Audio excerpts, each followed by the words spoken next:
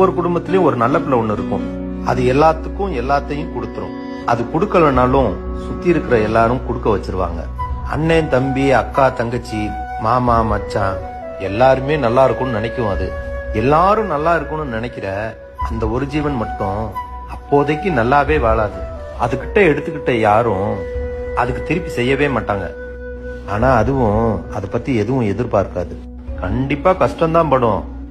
ஆனா என்ன, திரும்ப திரும்ப நல்லது மட்டும்தான் செஞ்சுக்கிட்டே இருக்கும். அது வாங்குற அடி யாராலுமே வாங்கியிருக்க முடியாது. அவ்வளோ அடி வாங்கினாலும் திரும்ப வந்து அது செய்யறதான் செஞ்சுக்கிட்டே இருக்கும். அப்புறம் அது கெட்டு போகாது. அது பேர் என்னன்னு சொல்ல மறந்துட்டேன்ல.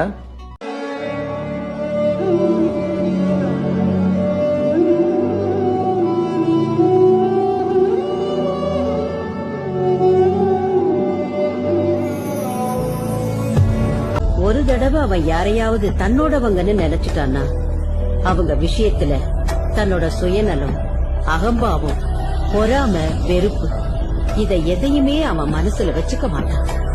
அவனை பத்தி தப்பா சொன்னாலும் பசங்க மௌனமா இருந்து பார்த்திருக்கீங்களா? அந்த மாதிரி பசங்க இருந்தாங்கன்னா தான் வாழ்க்கையில எல்லாமே வெறுத்து வாழணுமேனு வாழ்ந்துட்டு இருக்காங்கன்னு அர்த்தம். லவ் பண்ற பொண்ணு கூட சண்டையே போட்டாலும் அதை எப்படி சால்வ் பண்ணலாம் தான் பார்ப்பாங்க. அதையும் தாண்டி ஒரு பொண்ணு விட்டுட்டு போனான்னா அந்த வலி பசங்களை மௌனமாக்கிடும். எதுவுமே அவங்களுக்கு பெருசா தெரியாது. இங்க இருந்தாலும் இல்லாத மாதிரி இருப்பாங்க. இது வெறும் லவ்ல மட்டும் கிடையாது. பசங்க என்னைக்கும் எந்த ஒரு விஷயத்துக்கும் கடைசி வரைக்கும் ஒரு தான் பார்ப்பாங்க. அப்படியும் அது கைவிட்டு போச்சுன்னா அதை ஏத்துக்கிற மனசு பசங்களுக்கு கிடையாது. ஸோ முடிஞ்ச அளவுக்கு எந்த ஒரு ப்ராப்ளம் வந்தாலும் அதை அண்டர்ஸ்டாண்ட் பண்ணி சரி பண்ண பாருங்க. ஏன்னா பசங்களின் மௌனம் மரணத்தை விட கொடுமையானது.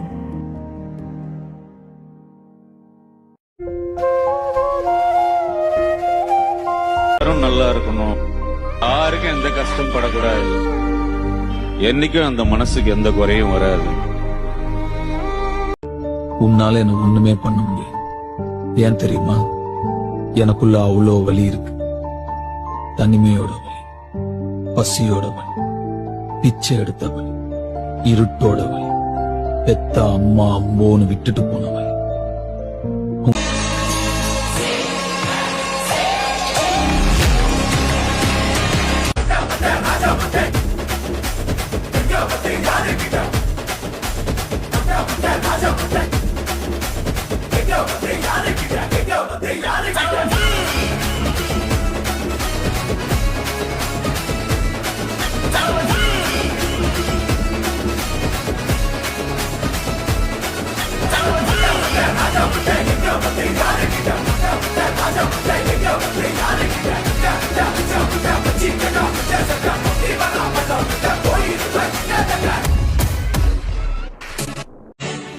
சின்ன குச்சிகள் சேர்ப்போ,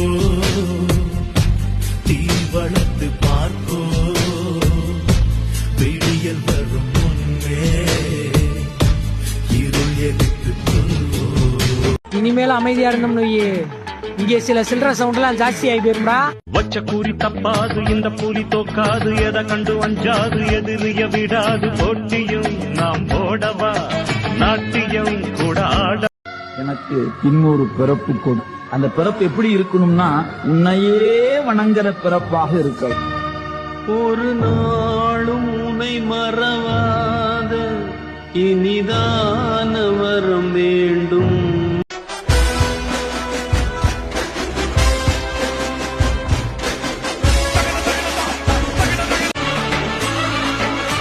என் கண்ணிரண்டை காப்பாற்றும் கண்ணிமையும் நீதான், என் தோள்களிலே முழுபலமாய் உள்ளவனும் நீதான், என் நெஞ்சில் வாழ்ந்து வரும் தைரியமும் நீதான், என் சொல்லில் குடியிருக்கும் சத்தியமும் நீதான். இன்னுயிராய் வந்தவனே என் உயிரும் நீதான், என் இருதயத்தில் துடிதுடிப்பாய் இருப்பவனும் நீதான், எண்ணம் போல் வெற்றி பெற உழைப்பவனும் நீதான், என் இறுதி வரை கூட வரும் கூட்டணியும் நீதான். இல்ல அதனாலதானே கவியரசர் பாடினாரு, பிறப்பெனப்படுவது யாதனை கேட்டேன் பிறந்து பார் என்று இறைவன் சொன்னான், இறப்பெனப்படுவது யாதனை கேட்டேன் இறந்து பார் என்று இறைவன் சொன்னான், மனையாள் சுகம் யாதனை கேட்டேன் மணந்து பார் என்று இறைவன் சொன்னான், நட்பெனப்படுவது யாதனை கேட்டேன் பழகிப்பார் என்று இறைவன் சொன்னான், அனைத்தும் நான் அனுபவித்துத்தான் அறிய வேண்டும் என்றால் ஆண்டவனே நீ எதற்கு என்றேன், ஆண்டவன் சற்று அருகே வந்து அந்த அனுபவம் என்பதே நான் தான் என்றேன்.